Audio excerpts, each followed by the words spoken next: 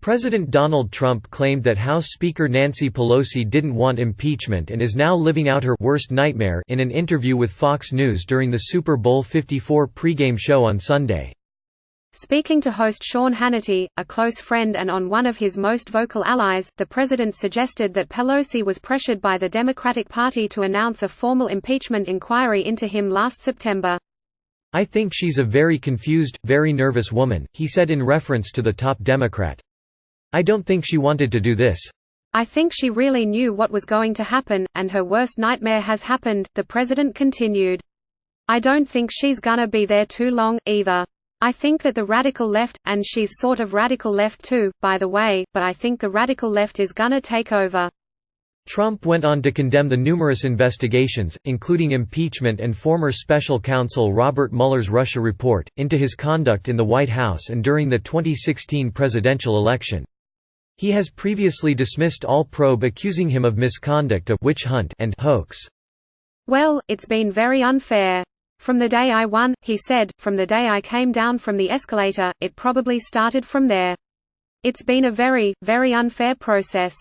He added, "The Mueller report, Russia, Russia, Russia, as you say, which was total nonsense, it was all nonsense, the whole thing.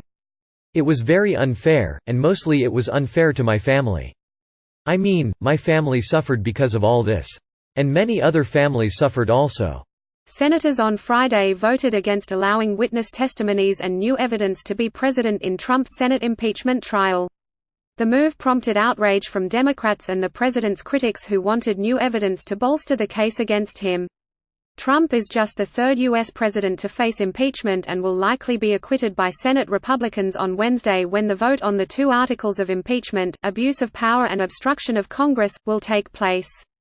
Despite the near certainty of the upper chamber's impending decision, half of registered American voters have indicated they want Trump to be removed from office, according to a new Morning Consult and Politico poll, conducted between January 29 and 30. When asked about Michael Bloomberg's 2020 presidential campaign, Trump attacked the former New York mayor for wanting to stand on a box during the next Democratic debate. Very little. I just think of little," the president said. "You know, now he wants a box for the debates to stand on. Okay, it's okay, there's nothing wrong. You can be short. Why should he get a box to stand on? Okay. He wants a box for the debates. Why should he be entitled to that?